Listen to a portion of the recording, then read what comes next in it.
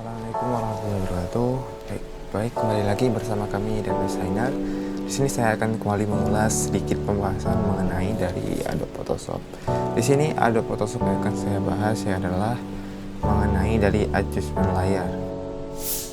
Jadi di sini apa yang maksud dengan adjustment layar? Adjustment layar itu adalah di bagian ini ya.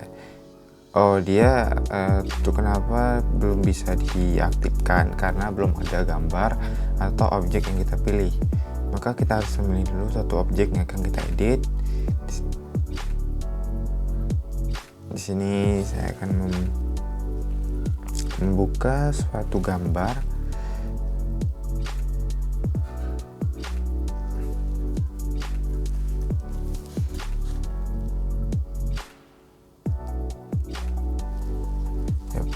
Jadi disinilah yang dinamakan adjustment layer.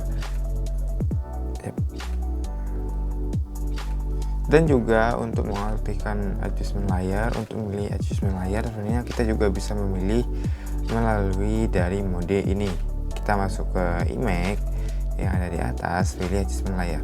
Bedanya di antara kedua ini terletak pada pemilihannya ya. Jadi misalnya kita pilih brightness and contrast, maka dia akan menyatu dengan layar yang ada. Jadi di sini kita punya layar satu, maka brightness dan kontras ini akan menyatu ya. Bisa kita rubah dan dia tidak misah, jadi layarnya itu tergabung menjadi satu. Jadi ini mungkin adalah sebuah hal yang berbeda. Namun apabila kita menggunakan yang di bawah ini adjustment layarnya, kita menggunakan brightness kontras dan dia menciptakan sebuah layar baru. Dan di sini dia memberikan kemudahan. Jadi artinya kita bisa mengotak-atiknya sendiri. Jadi misalnya kita ingin menghilangkannya, maka kita bisa mengklik dengan menghilangkan mata ini. Dan apabila kita ingin mengeditnya, kita cukup double klik di sini. Maka kita sudah bisa mengeditnya lagi. Dan ingin menyatukannya, maka sebenarnya kita blok area yang ingin kita gabungkan, maka tekan Ctrl E, maka dia akan tergabung. Oke, jadi di sini saya akan membahas mengenai beberapa fungsi dari adjustment layer. Di sini sebenarnya ada banyak, namun di sini saya akan menyampaikan sampai ke dari solid color sampai exposure, karena mungkin di bagian ini akan di bagian berikutnya, di bagian video berikutnya.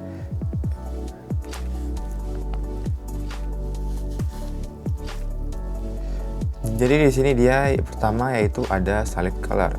Solid color ini adalah area untuk menambahkan sebuah objek baru ya, objek atau gambar baru. Jadi di sini dia solid ini sifatnya hanya satu warna ya. Jadi kita bebas dia ingin kita tambahkan dalam warna apa. Misal di sini warna merah. Ini misalnya kita pindah ke atas. Dia warna merah. Jadi contoh nyatanya itu ya seperti ini, dan dia juga bisa kurang lebih seperti ini. Karena ini gambarnya hanya satu gambar, coba kita pisah dulu ya menjadi beberapa bagian. Di sini saya akan memisahkan beberapa bagiannya dengan berbagai macam model seleksi. Sebenarnya kita sudah pernah mempelajari model seleksi yang ada. Di sini sebenarnya bebas ya model seleksi apa yang mau kita pakai. Biasanya kalau saya sendiri sering memakai mode quick selection tool. Apa yang dianggap memang yang paling mudah, itu aja. Jadi kita seleksi, saya akan seleksi bulan. Oke, di sini.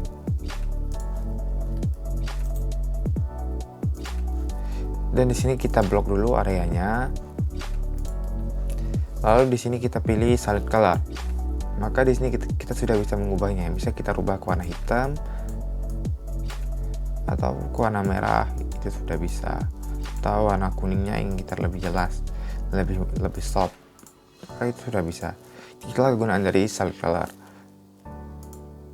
Sedangkan gradien itu sama saja fungsinya. Misal di sini kita ingin membuat gradien dari keseluruhan gambar ya. Kita ingin membuat gambar ini ada gradiennya. Yap. Maka di sini kita sudah bisa mengaturnya.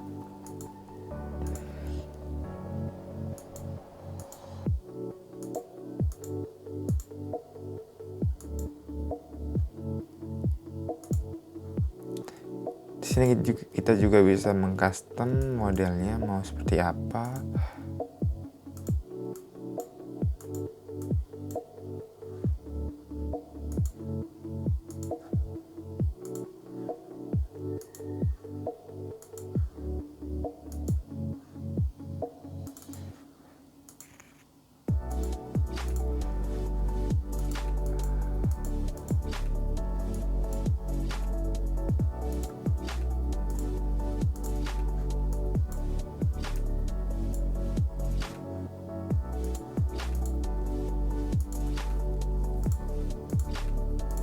Yep. Lalu yang berikutnya yaitu ada nama Faton. Faton ini sebenarnya sama karena di sini di ketiga nama ini dia itu sama, artinya fungsinya untuk menambahkan suatu objek. Ini untuk menambahkan objek dengan satu warna. Ini tuh gradien ini menambahkan objek atau gambar dengan model lebih dari satu warna. Jadi dia itu minimal 2 warna atau bisa lebih ya. Sedangkan pattern ini sama. Kita menambahkan bentuk-bentuk tertentu. Jadi bisa bentuk seperti ini. Ini memang udah ada ya. Jadi memang udah tersedia di Photoshop sendiri, dan tapi juga bisa kita install, kita tambahkan.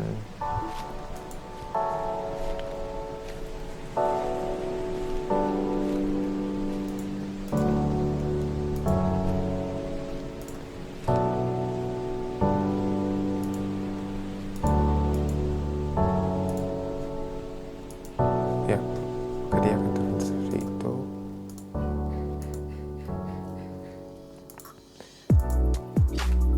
Lalu di sini ada namanya brightness, level, curve, dan exposure. Sebenarnya fungsi dari keempat ini adalah fungsi untuk pencahayaan. Kita bebas memilih di antara keempat ini, namun bisa juga kita gunakan secara bersamaan, atau keempat ini kita gunakan secara bersama-sama. Namun apabila kita menggunakan satu dari keempat ini saja sebenarnya sudah cukup ya untuk pencahayaan. Jadi di sini yang dimaksud dengan brightness and contrast ini adalah untuk mengatur dari tingkat kecerahan. Jadi kita ingin mengatur tingkat kecerahan keseluruhan gambar ini. Maka kita klik di sini, kita pilih brightness and contrast. Di sini ada brightness, kecerahannya seperti apa, ingin gelap atau lebih terang. Saya akan mencoba sedikit lebih terang. Ini ada kontras, seberapa keras gambar ini akan dibuat. Lalu di sini ada namanya dengan level. Level ini mengatur warna dari sebuah gambar menurut tingkatan dari shadow, midtone, sesuai dengan tingkat shadow, midtone, dan highlight. Kalau boleh dibilang di sini tampilannya itu mirip tampilan histogram. Apabila kita pernah memakai kamera dan biasanya ada muncul gambar seperti ini, gambar seperti level ini, yaitu gambar seperti histogram. Jadi dia terbagi atas 3, dia ada shadow, midtone, dan highlight. Di sini fungsinya mengatur cahaya sama aja di sini, dan ini dinamakan dengan shadow. Kita geser, dia semakin gelap ya shadownya. Semakin ke kanan kita geser, maka shadownya semakin gelap. Di sini ada midtone tengah ya, penyeimbang. Sedangkan di sini adalah highlight. Sama aja. Apabila kita geser ke kanan, maka gambarnya akan semakin gelap. Di sini sebenarnya kita bisa menggunakan berbagai preset yang ada. Preset tampilannya ada di sini, ada increase, ada light, dan macam-macam.